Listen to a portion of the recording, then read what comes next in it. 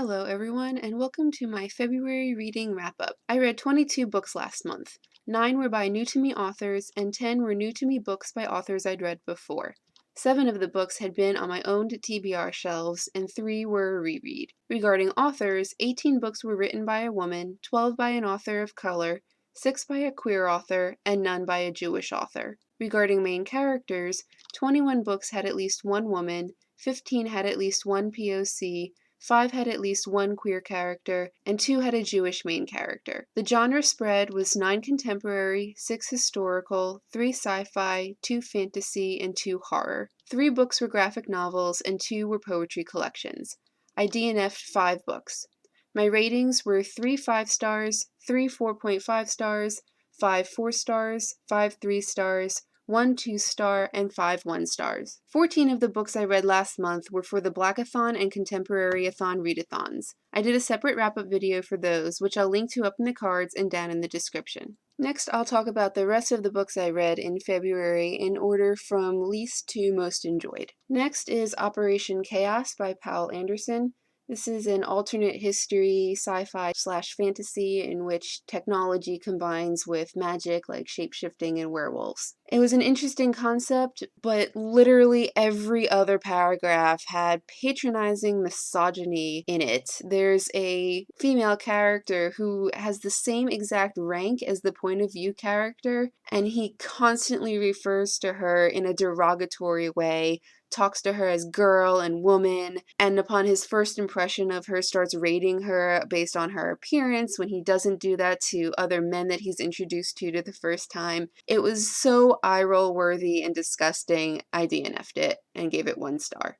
Next is Wide Sargasso Sea by Jean Rhys. This is a retelling or history of the madwoman in the attic character from Jane Eyre, which fascinated me. I heard that this book was very feminist, but any of the meaningful feminist themes that might be in this book are completely buried in the muddied writing style. I could not make sense of what was going on. It seemed all over the place and I couldn't get through it. I DNF'd it and gave it 1 star. Next is Maplecroft by Cherie Priest. This is a retelling of the Lizzie Borden story with basically Lovecraftian elements to it, which sounds amazing, but there was no hook. I got a couple hours into the audiobook and just was still waiting for something to grab me. It was told in first-person diary notes format, and as a result was so full of exposition that I just couldn't muddy through it. I get that the author was trying to evoke that Lovecraft epistolary style, that a lot of horror happens on the edges of what we actually see, but I don't think that she pulled it off. I DNF'd it and gave it 1 star. Next is Snowflower and the Secret Fan by Lisa C. This is a book that takes place in 1800s China. It is not a happy book. I have read and enjoyed unhappy books before, but this one was just lacking in any sense of hope or connection. It was just dreadful throughout. I didn't like the main character, and while I do think that there's something to be said about the historical detail that went into this book, it just wasn't enjoyable or compelling on any level. I did make it all the way through waiting for it to have some kind of theme or the main character gets something out of it, but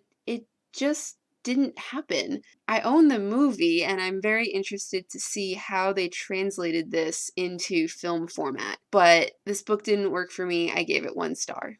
Next is the horror story We Have Always Lived in the Castle by Shirley Jackson. This was a strange little book. I really still don't know what to make of it. We definitely have another element of unreliable narrator like we did with The Haunting of Hill House. And like with that book, I think I need to reread this one to fully get the effect. I do think that Shirley Jackson has an incredibly purposeful writing style in which a lot is going on under the surface that requires multiple rereads. The voice of the narrator was really well done, although the twist, if you can call it that, wasn't really a surprise to me. In the end, I don't know if it was supposed to be. But the horror elements here, or the tension elements, were woven in so very well. It was just so strange. Such a strange little book. I didn't know if there was actually supposed to be elements of magic to it, or if we're supposed to doubt that, which was probably Jackson's point. So I do recommend it. I do want to reread it again. I've just not read books like the ones by Shirley Jackson before, so I'm still pondering, which I think is a good thing, to be continually referring back to the impression that these types of books, especially in the horror thriller genre, leave. So I gave it 3 stars.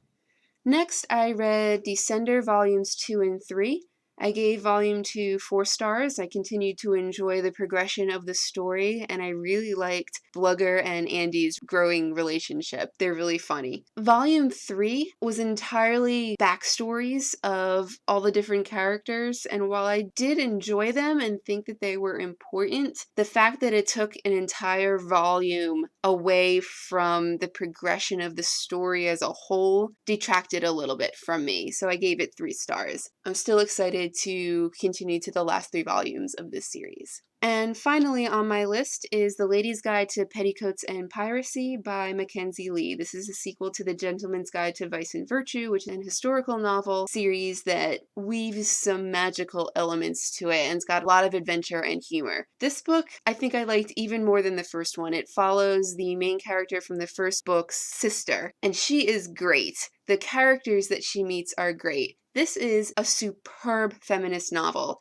It's got tons of adventure, lots of different relationship types between women. Their relationships with each other continually evolve over the course of the book. The main character's understanding of herself and other characters also continues to evolve over the course of the book, in addition to the actual plot of the book, which is a super fun adventure. I like that in this book the magical elements are woven in earlier in the book so that they didn't seem jarring at the end of the book like they did in the first one for me. What I especially liked is that the main character, Felicity, thinks that she's not like the other girls. She wants to go to medical school, and she has a little bit of that arrogance to her detriment because she loses a friend over it. And then she re-meets up with that friend, Joanna, in this book, and it's not just a theme of, oh, I'm better than the other girls, and they leave it at that. They have to tackle that theme, and I love the way Mackenzie Lee tackles it in this book, because Joanna likes the kind of feminine, frilly things, but it's not a detriment, and the way that Mackenzie Lee shows that and shows Felicity's growing understanding of that and valuing of the different types of femininity and the empowerment that they can have,